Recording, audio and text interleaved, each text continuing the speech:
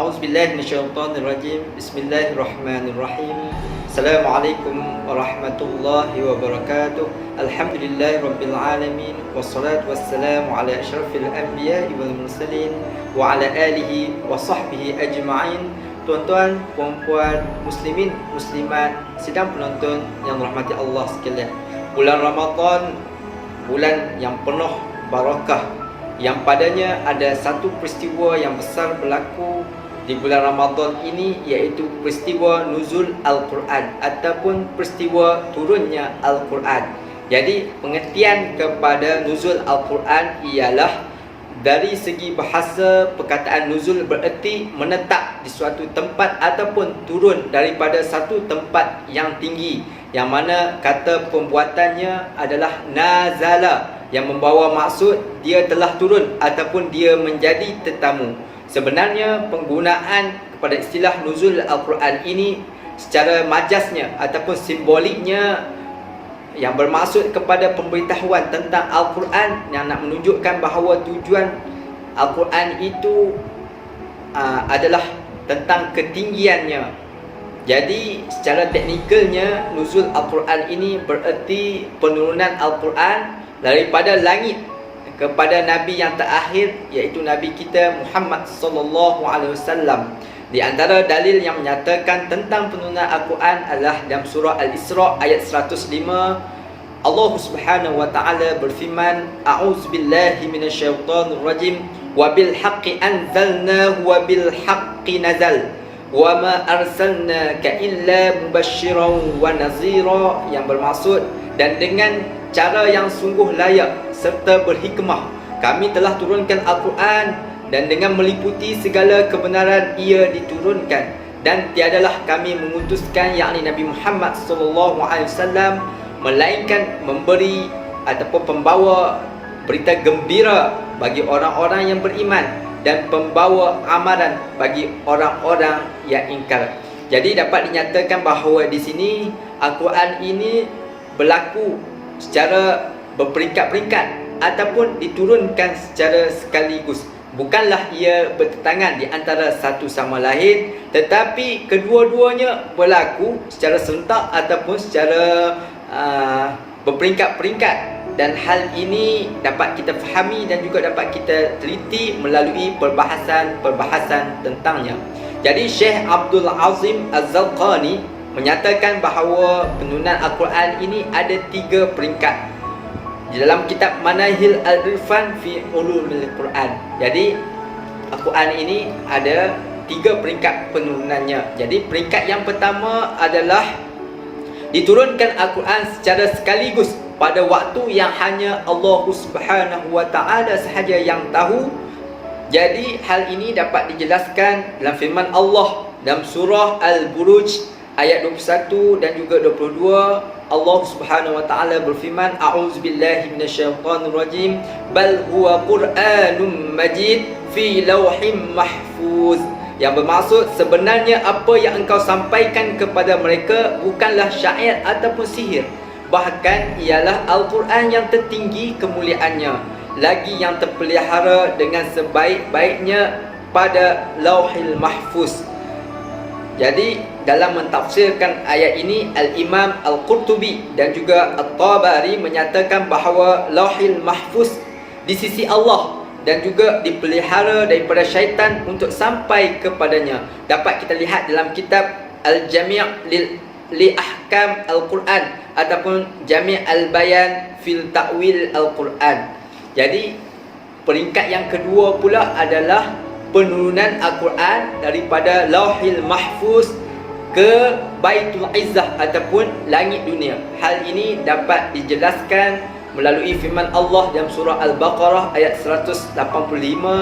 A'udzubillahi minasyaitonir rajim. Syahrul Ramadan alladzi unzila fihi al-Quran. Bulan Ramadan yang mana padanya diturunkan Al-Quran. Jadi Al-Imam Al-Qurtubi menyatakan bahawa ayat ini telah disepakati oleh para ulama dan tiada khilaf bahawa penurunan yang dimaksudkan adalah daripada Lauhil Mahfuz ke Baitul Izzah ataupun langit dunia berlaku pada bulan Ramadan, yakni pada malam Lailatul Qadar secara sekaligus. Boleh dilihat di dalam kitab Al-Jami' Al-Ahkam Al-Quran.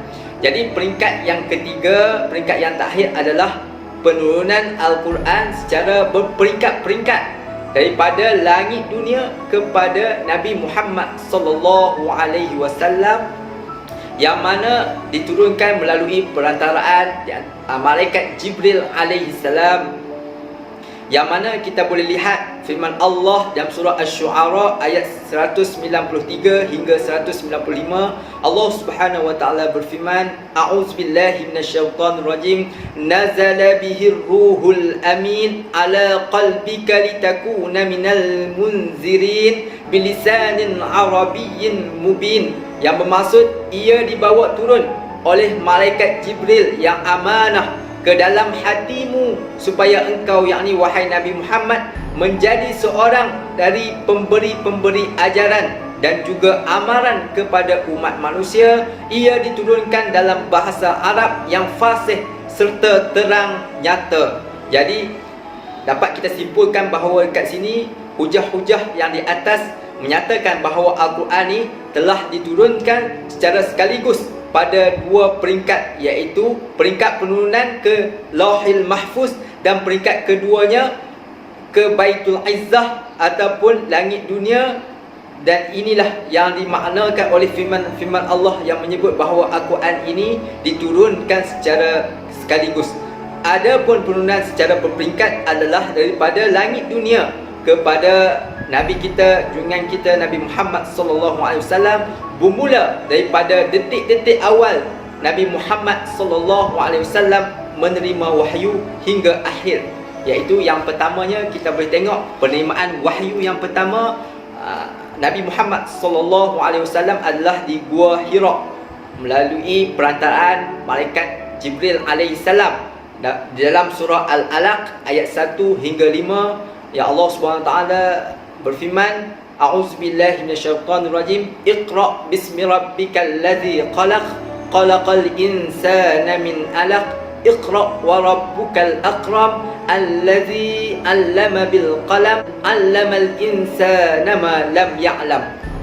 Iaitu wahyu yang pertama dan wahyu yang terakhir yang diturunkan kepada Nabi. Kita boleh tengok pula pada surah Al-Baqarah ayat 281, a'udzubillahi minasyaitonir rajim, wattaqu yawman turja'un fihi ilallah.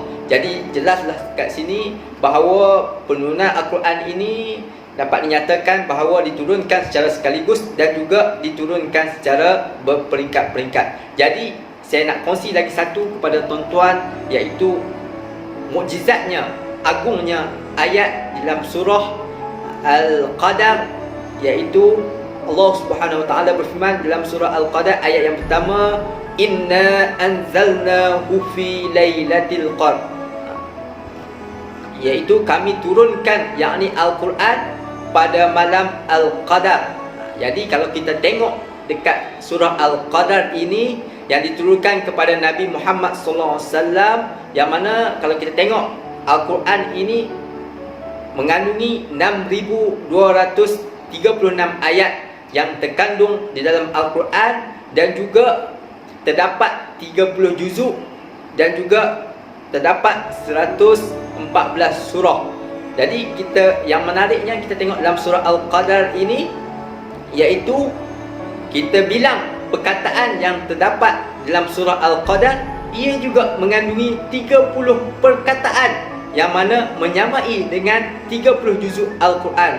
Dan juga apabila kita bilang huruf-huruf yang terdapat dalam surah Al-Qadar, ia mengandungi 114 huruf yang mana dapat juga dikaitkan dengan surah dalam Al-Quran, iaitu 114 surah.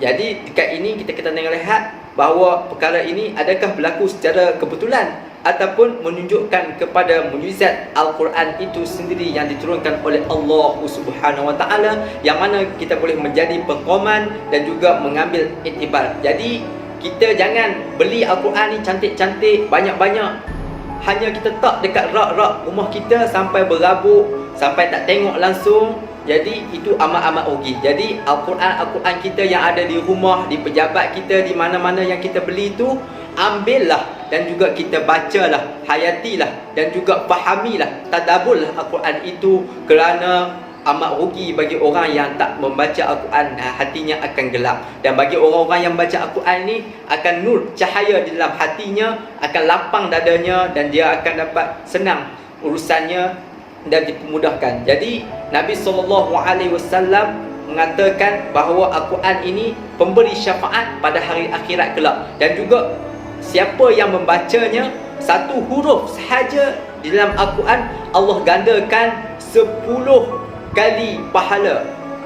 Bukannya dalam ayat Al-Quran alif lam mim, dikata alif itu satu huruf, lam itu satu huruf, mim itu satu huruf. Jadi kat sini nak bagi tahu bahawa alif tu dapat 10 pahala, lam tu dapat 10 pahala, mim tu dapat 10 pahala. Jadi kalau kita baca banyak dan juga kita dapat hayati dan juga fahami dan juga mentadabbur Al-Quran itu sendiri, kita akan dapatlah pelbagai ilmu dan juga pengajaran-pengajarannya yang boleh kita guna pakai dalam kehidupan seharian kita. Jadi jadikanlah Al-Quran itu bertahta di hati kita. Bukan sahaja di bulan Ramadan ini kita rajin membaca, jadi bulan-bulan yang lain pun kita teruskan dengan membaca Al-Quran. Jadikanlah Al-Quran ini sentiasa lekat di hati kita. Jadi sekadar itu saja. Wabillahi taufiq wal hidayah. Wassalamualaikum warahmatullahi wabarakatuh.